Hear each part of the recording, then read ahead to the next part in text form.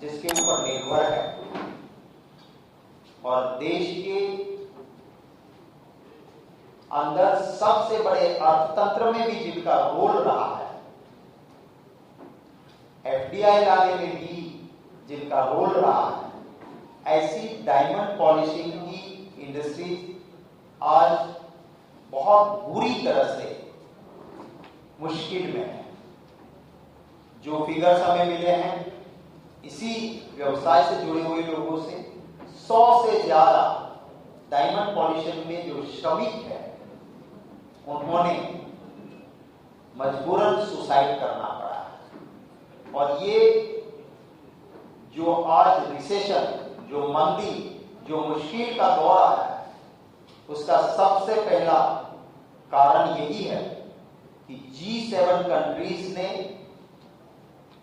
एक डिसीजन लिया कि रशिया से रफ से बना हुआ पॉलिश डायमंड हम नहीं खरीदेंगे। अब गलती कोई करे और सजा कोई भुगते, इससे रशिया को नहीं, हमारे देश को, सूरत को नुकसान हो रहा है, क्योंकि डायमंड पॉलिशिंग का सबसे ज्यादा रफ वो वहां से आता है। अब ये 7 बड़े देश अगर बंद करते हैं तो विदेश मंत्री की जिम्मेवारी थी, जयशंकर जी आप जिम्मेवार हो, प्रधानमंत्री जी आपकी जिम्मेवारी थी कि आपको अपनी लाभ आंख करनी चाहिए। आप कहते हो 56 का सीना, तो सीना दिखाना चाहिए।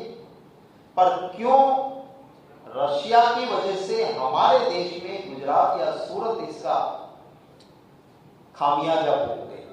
और इसके लिए G7 कंट्रीज को मजबूर करना नहीं किया।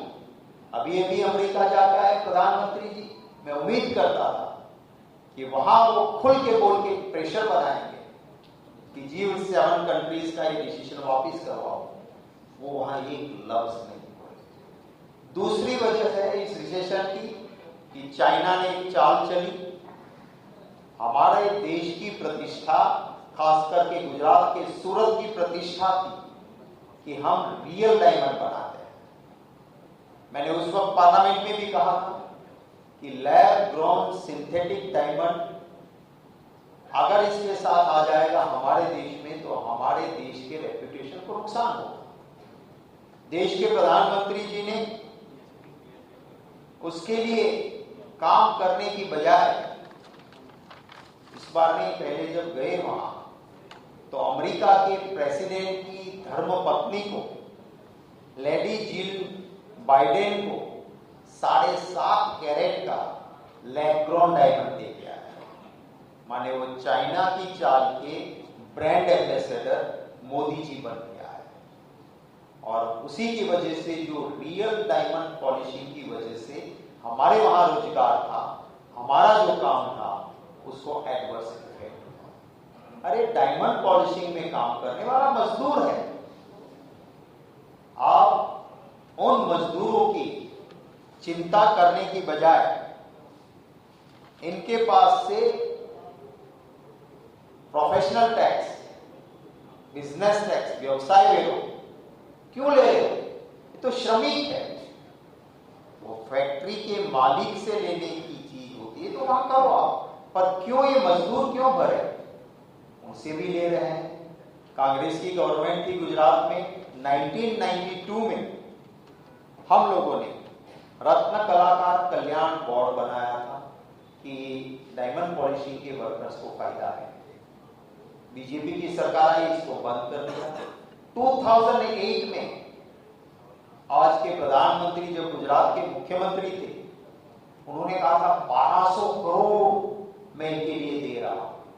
सिर्फ 6 लोगों को सिर्फ 6 पैसे देने के बाद 2008 में इन्होंने जो कहा था कि मैं रत्नदीप कौशल्य वर्धक स्कीम बना रहा हूं, वो 2012 में बंद कर दी। किसी को कोई फायदा नहीं मिला। मैं डिमांड करता हूं सबसे पहले कि G7 कंट्रीज को मजबूर किया जाए कि हमारा बना हुआ डायमंड किस रफ से बने से देखे बिना उसको परचेज करने की छूट दी जाए। जो प्रोफेशनल टैक्स, व्यवसाय वेरो जो लिया जा रहा है, उसको तुरंत बंद किया जाए। जिन लोगों ने मजबूरी में सुसाइड किया है उनको कंपनसेशन दिया जाए।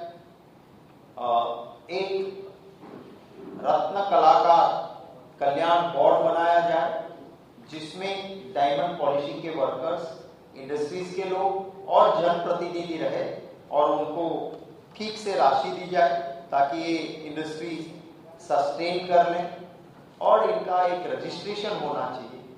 ये वर्कर्स हैं, उनके लिए चिंता होनी चाहिए और इनको ग्रेजुइटी मिलनी चाहिए।